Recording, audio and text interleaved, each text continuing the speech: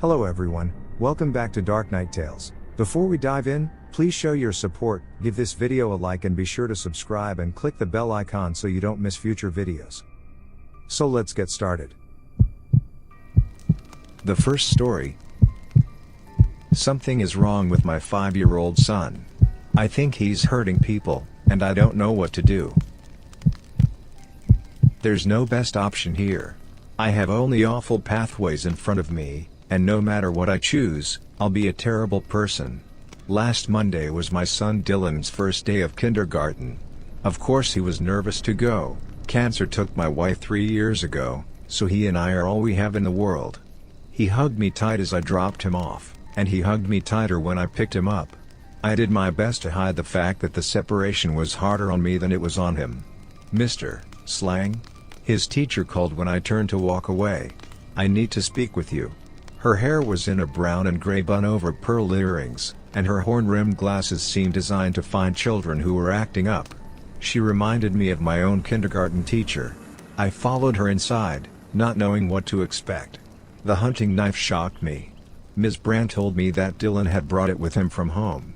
I had never seen it before, but Ms. Brand didn't believe me. I took Dylan to school on Tuesday after trying to talk with him about the knife. He was completely embarrassed by the whole thing. So instead of coming down hard on him, I explained how it wasn't a toy, and that we need to avoid things that hurt us, because I couldn't bear to lose him. When I asked him where he got the knife, he would only tell me that the crafty man gave it to him. He came home with 3 deep, ugly scratches on his back. The only thing he would tell me was that there were consequences to losing the knife. The knife reappeared on Wednesday. Ms. Brand once again called me into her room after school, sitting me down while Dylan played in the corner with an ancient set of Lincoln logs. "I can show you this, but you can't touch it," she explained, producing the knife that I thought we'd tossed in the dumpster. My stomach dropped as I realized that the tip was stained with coagulated blood. Dylan wouldn't tell me where the blood came from. No one in class was injured, so I have no choice but to turn this into the police and see what they have to say. How do you talk to your kid about something so twisted? We all grow up thinking that our parents have more or less an understanding of how to function in society, but the reality is that some people are just better at faking it than others, and kids are easy to fool. I couldn't get Dylan to tell me what was going on. Last Thursday, he came home without incident. I noticed that he was trying, and failing, to keep his backpack hidden while we were getting out of the car. I reached for it, he pulled back, and I won because kindergarteners aren't very strong. My hands trembled as I opened it, as I was expecting a knife. There wasn't a knife. Instead, I found 2 dead pigeons that looked like they'd been killed with a knife. Dylan wouldn't tell me where he got the pigeons. After getting home, I racked my brain in an attempt to find a way to reason with a kindergartner, drew a blank, and decided to freewheel the conversation. I was about to open the door to his room when I heard him speaking. "I'll do it, because you're the crafty man. They took away my knives, so you'll have to give me another." My stomach fell into my ice-cold nutsack. I didn't want to open the door, but what option did I have? Placing a shaking hand against the wood, I gently opened it an inch. Dylan was alone in the room, and he was still talking. He sat on his knees in front of the full-length mirror, chattering at his reflection. "You're the crafty man," he grunted at the image before him as he rocked back and forth. He didn't notice me at first. Then, slowly, the reflection turned to face me. He opened his mouth in an obscenely wide, toothy grin. I closed the door. I told myself that everything would be okay. Everything is not okay. On Friday, Ms. Brand didn't call me into her room. I left faster than normal, telling myself that I wasn't afraid of being reprimanded by the teacher for the 3rd time in a week. "You don't need to be scared," Dylan explained, "we had a substitute today." I started to lie and explain that I wasn't afraid of his teacher, but voicing the concern would be the same as admitting it. So I didn't say anything at all. It was only after we were safely in the car that I noticed the odd expression on my son's face. "Dylan," I began, "is there something you need to show me?" He glanced at his fist before looking up at me, meeting my eyes for half a second, then staring at his shoes and shaking his head. Exasperated, I reached for his hand and pried his fingers apart. Sitting in his palm was a severed human ear. We drove home in silence. I put the ear in the glove box, because the feel of lukewarm cartilage chills my spine like teeth scraping against concrete. Dylan went into his room and stayed there. He didn't even mention the fact that I had removed his mirror. I geared myself up to talk with him, but what is the protocol for this shit? I let 3 hours pass by without a plan. Eventually, I again decided to freewheel the conversation, because I had no idea what to do. I don't know why I checked my email before talking to him. I was probably trying to avoid what scared me. At any rate, the message changed everything. South Hill School District, no reply. 1913 at Edu 2 2022-23 Kindergarten Parent Group. Hello, South Hill family. I wish I was writing with better news on this first week of school, but I need to let you know about what's happening in our district. Our kindergarten teacher, Eleanor Bran, was reported missing this afternoon. Her house was broken into last night, and from what SHPD has told us, it looks like foul play was involved. I wish that I could be speaking directly with the children, but since this news is breaking on a Friday afternoon, I'd rather alert the parents ahead of time, since stories will likely spread over the weekend. Please let your children know that no matter what happens, they are safe on campus. I promise that you'll be the first to know when I have any more relevant news. Sincerely, Marvin Pickett, Principal, South Hill Elementary School. I told myself that everything was fine. I told myself that Dylan wasn't involved. I told myself that I hadn't felt a pearl earring while shoving the severed ear into the glove box, where it still sat in my hot car. I told myself a litany of lies that I don't believe, and I'm telling myself right now that I can't hear my son's voice coming from his room, holding a one-sided dialogue about how human skin tastes just like chicken skin. If I call the police, what will they do to him? What will he do to me if I don't? Any advice is appreciated. I'll respond when I can, but I have to go now. I hear his bedroom door opening. The second story. Children know things. My 6-year-old daughter has always shared things to us. Sometimes creepy, mostly like WTF, how did she know this? Don't know if this belongs here, but would love to hear from others about their experiences. Here are a few examples of my daughter being herself. Age 2, I just found out I was pregnant and had only told my husband. We didn't want to tell my daughter because I had miscarried before and didn't want her to get excited. One evening, we were eating dinner and my daughter turns to me and says, "There's a baby in your belly." My eyes go big and turn to my husband and asked if he told her. He swears he didn't. I asked her if it was a boy or girl and she responded, "It's a boy, but I wanted a girl." Sure enough, her baby brother arrived safe and sound 9 months later. The thing that gets me is that she told everyone at daycare. I was a bit nervous in case I miscarry again. Then one day at daycare, she turned to her teacher and said, "There's a baby in your belly, too." She laughed and said, "Nope, that's your mom, not me." However, a week later her teacher comes to me and said she was pregnant and asked my daughter if it was a boy or girl. Daughter said girl and veiled. She had a girl. Age 5, my mom has a history of heart attacks. One day she went to the ER thinking she may be having one, but turns out it was an AFib. I was a nervous wreck in the morning but was fine the afternoon once I heard she'd be okay. Went to pick up my daughter from school. She was balancing on a table and fell backwards but was fine. I picked her up and said it was more scary than anything, right? My daughter responded with, "Yeah. But you know what's scarier? Oma dying." I was like, "Why did you say that?" I didn't tell her my mom went to the hospital and we don't see her often. She was like, "I don't know," and went on her merry way. Age 6, last night my husband was putting her to bed. He came down and told me right before she fell asleep. She turned to him and went, "Have you ever been on a haunted train?" My husband was like, "No." I asked why that freaked him out. He showed me a text from 30 minutes earlier from his sister sharing a link to a ghost train Groupon. I'm told we should be used to it by now, but sometimes she still gets us. The third story. Dumbfounding amount of unexplained water in bed. My 4-year-old son woke up screaming in distress. While my wife was comforting him, my 7-year-old daughter came out of the room and said her bed was wet and it was scary. Backing up, last night we put our kids down for bed. They sleep in a bunk bed, my daughter on top. After my son was screaming and my daughter saying her bed was wet, I thought she just had sweat a lot and discounted the fact that it had scared her. I felt her and she was completely dry hair, dry clothes, dry skin, not even clammy, dry underwear. I went into the room with her and felt her bed. It jolted me. Her sheets had a wet spot about 2 feet across and her bed was soaked down into the mattress. I mean soaked, like someone has poured an entire glass of water into her bed.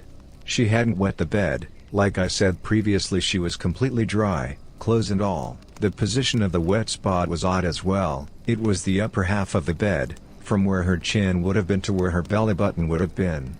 Even odder, the bottom part of her pillow was soaked and it cut off the top of the wet spot. By that I mean it was like the liquid came from above rather than getting the mattress wet and soaking into the pillow from below. The liquid was clear and scentless. I soaked as much of it up with towels as I could. There was enough liquid to even wring them out into a bowl, so I did exactly that. I have some water testing equipment for an aquarium I have downstairs, so I thought to test the hardness and see if it was tap water. Our tap water is extremely hard and tests at 360 parts per million. The liquid from her bed registered at 555 parts per million. It was 50% harder than tap water and definitely not urine.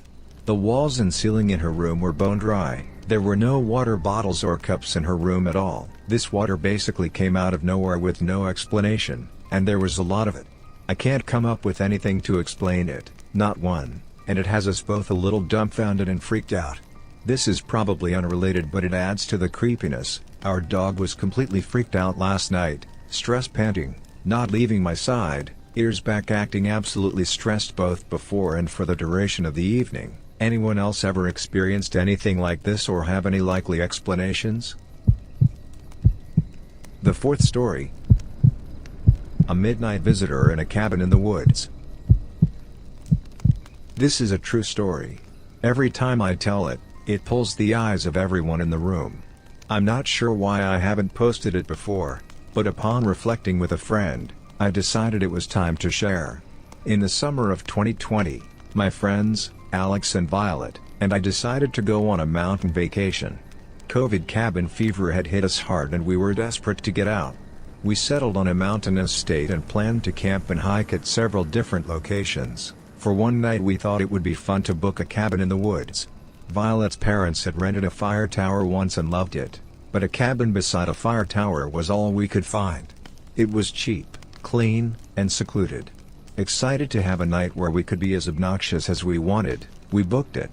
In the weeks leading up to the trip, we decided it would be a great idea to drop acid at the cabin. Violet bought an entire sheet in preparation for our arrival, and it was tucked in her bag as we pulled out of the driveway to make our way to the cabin. I remember this knot in the pit of my stomach, this aching feeling that gnawed at me. I told Alex and Violet that there was no way we could drop acid that night. Violet was pissed. We turned around and got into a massive argument, but I stood my ground.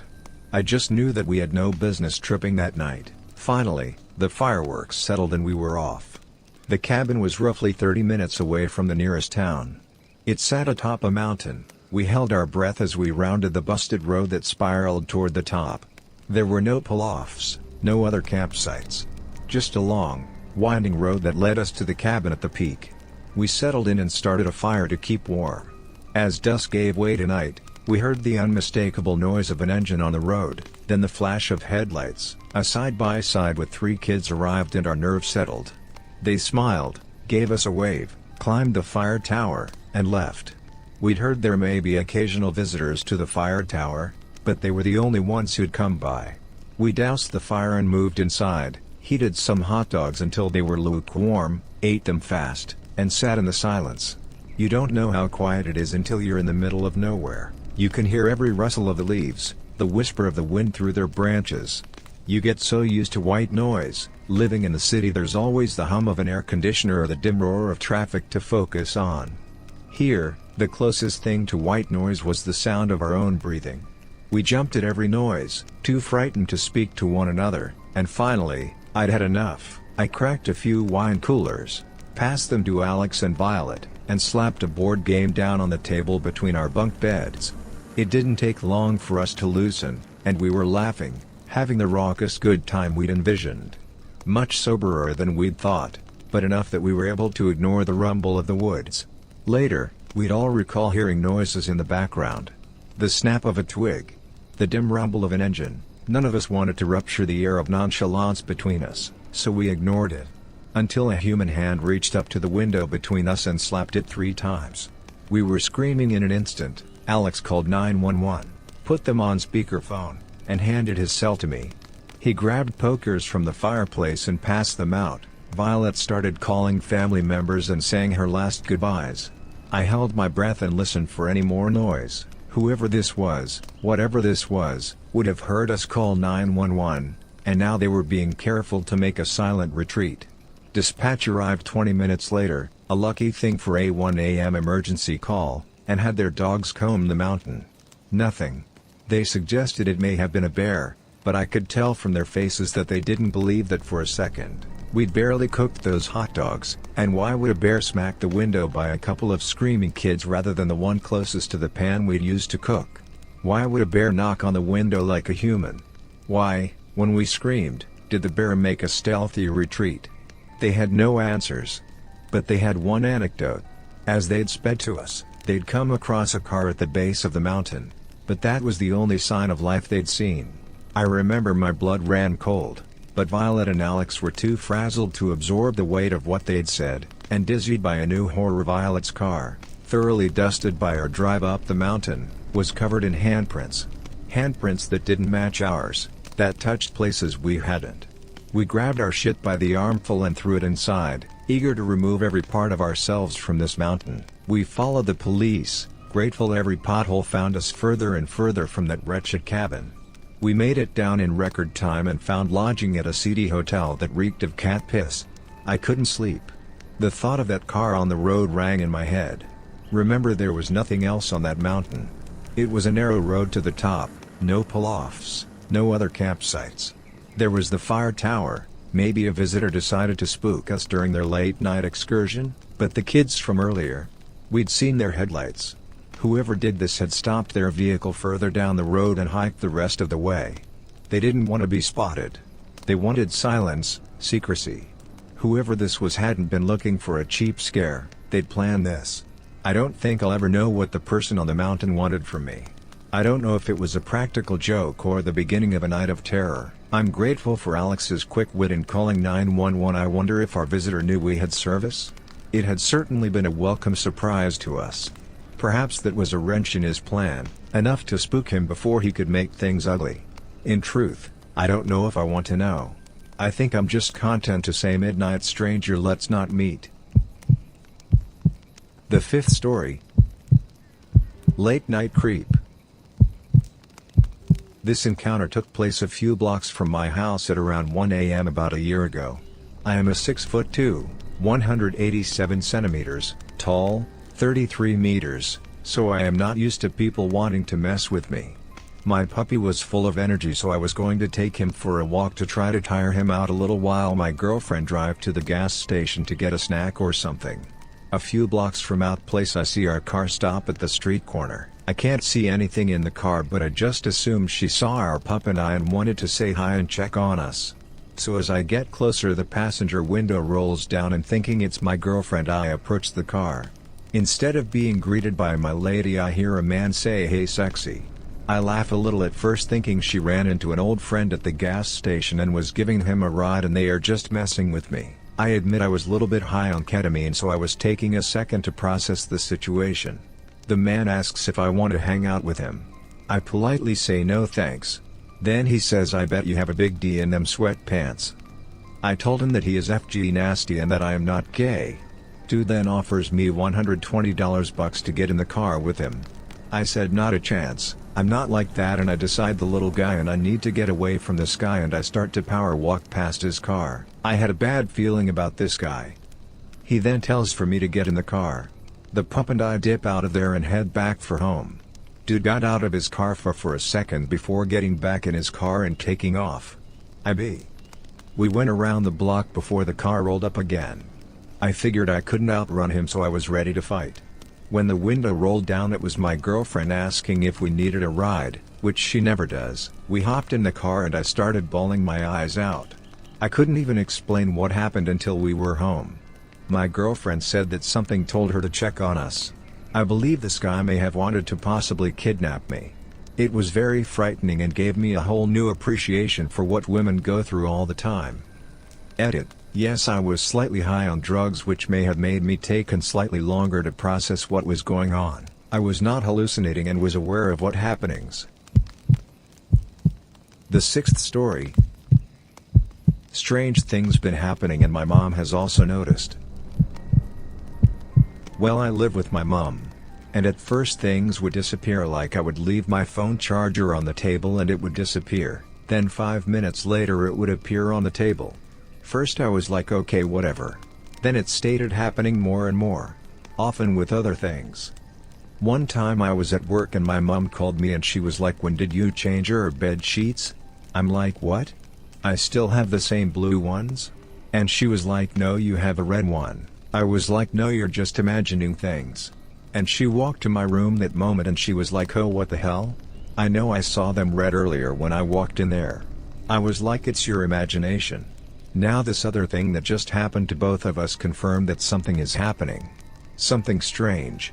We were at Walmart the other day and she got a bottle some hand soap. And she was like, smell it? I'm like, it smells good like lemon, and I read the label in front of her very clearly. Lemon scented hand soap. I told her, perfect, we can put this one in the bathroom to wash out hands. So a few days passed. And today I finished using the restroom and I was gonna wash my hands, but we had no soap and I told my mom, where's the lemon hand soap we bought the other day? She was like, under the sink, so I went and grabbed it. Opened it and squeezed the nozzle. It wasn't soapy and it was a weird texture. I'm like, okay, so I called my mom to the restroom and I'm like, look, this soap don't work. She was like, how strange, and she picked it up. Her face went pale. I'm like, what's wrong? And she was like, remember you reading the label the other day and it clearly said lemon scented hand soap? I'm like, yay, why? She turned the bottle around and it said lemon scented body lotion. I instantly knew that was wrong. I'm like, what the hell? That just confirms what I was suspecting all along. That we having lots of glitches lately, or maybe even going to parallel universes or something. I know it sounds lame, but I am glad I now have my mom as a witness to this that happened and I'm not crazy imagining things. What do you guys think is happening? Glitches? Parallel universes switching? Or could the house be haunted? And some ghosts are messing with us? The seventh story. White glowing light, middle of road, 2 a.m. So I already posted my other weird story, but here is the second one. From what I can remember, these two stories are the only ones worth telling. If you read previously on my other story, you would know that I'd sneak out at night to walk around. At this time I was living in the mountains of Pa. I was playing with my cousin on a game. Till he made me very angry, so I went for a walk, at 2 a.m., which I would soon regret. I was used to going out at night and I grew up in this neighborhood, so not much could really scare me.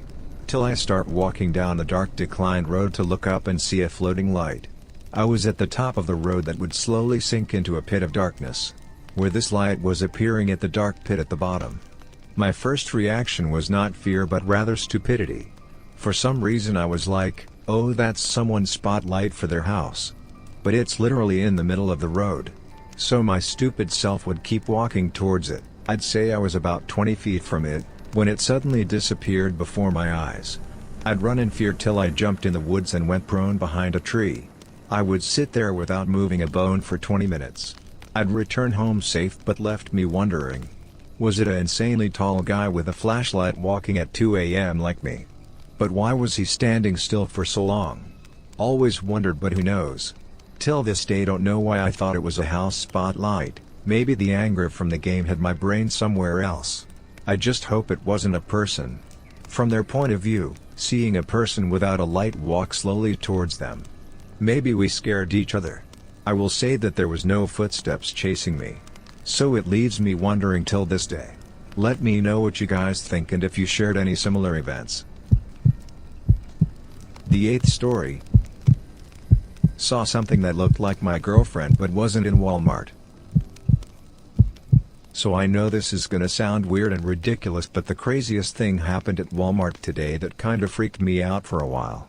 So me and my girlfriend go to Walmart pretty frequently. It's cheap and sometimes they have really cool Disney and anime shirts and stuff that we like, and it's only 5 minutes from our house. So she told me she was gonna check the women's clothes to see if they have any biker shorts, while I was gonna go to the men's section to see if they had any new anime or Disney shirts. We decided I would just meet back with her since the registers are right in front of the women's clothes, and then we would go. When I was done checking the men's stuff, I see my girlfriend walking towards the food section, and in my head I was wondering why she was going there. So I started following her to catch up to her, and I see her suddenly turn left, so I ran and turned left and no one was there. It was an empty aisle and I was kinda confused, so I ran some more looking for her, thinking she was fucking with me, and maybe went to the next aisle, and legit there wasn't anybody near there, and I was confused on where she would have gone. So I decided to just call her up and I said, "Hey, where are you and why did you go to the food aisle? I told you I'd meet back up with you in the women's clothes." And she said, "I am in the women's clothes? I've been in the same spot." Immediately I said, "I just saw you walk here," referring to the section I'm at, and she was really confused.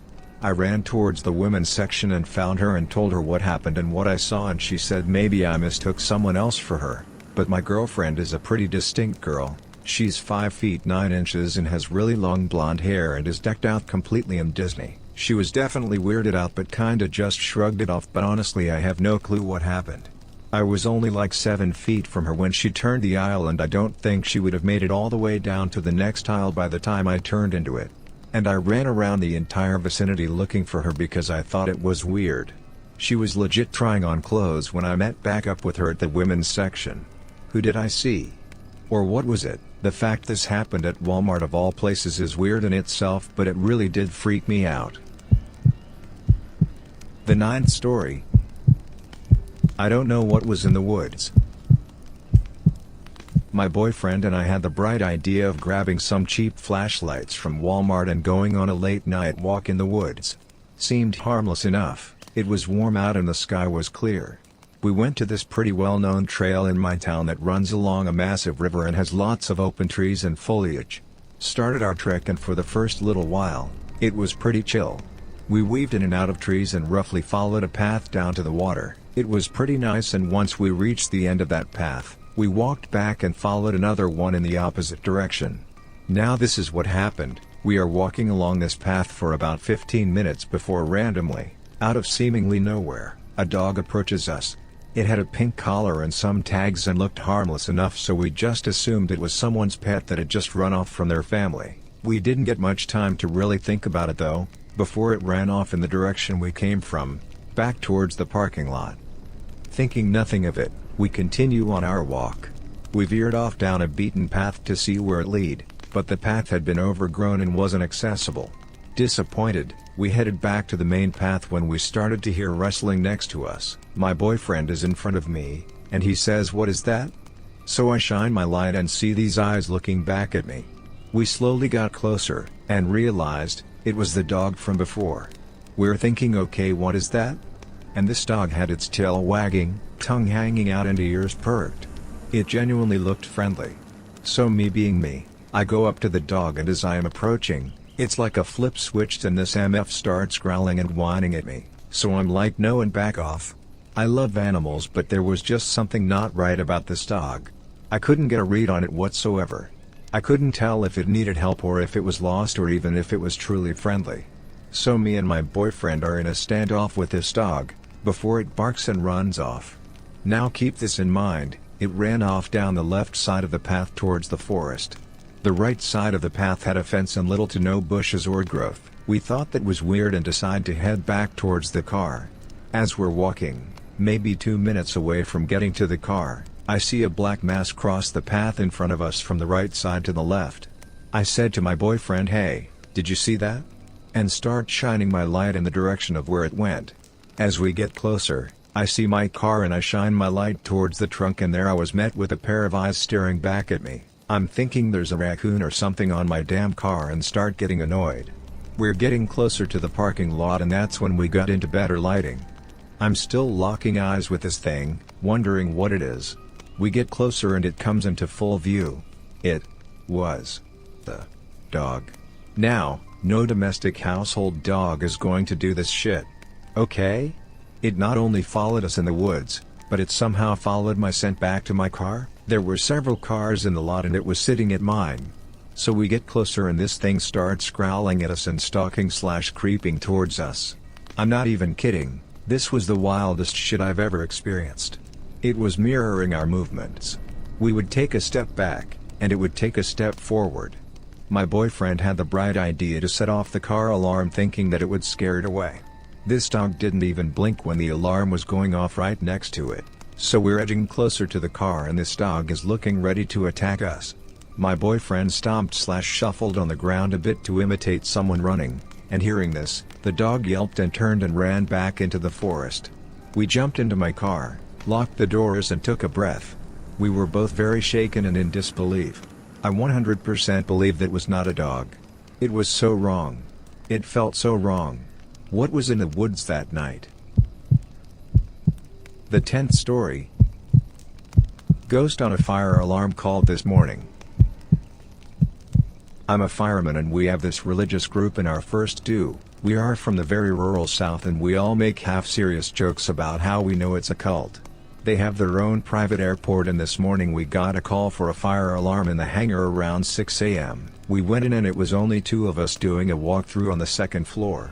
We walk into a really dark supply room, and we both stop and I thought my friend was looking at the chemical closet in front of us. We didn't see anything but could very clearly hear someone else walking around in the room. Like I said, we are the only ones in this building besides the other guys on our crew and they were on the 1st floor. Really creepy experience. The whole building was sketchy. If you made it to the end of the video, thanks for watching. Don't forget to like, subscribe and share and we will see you in the next video.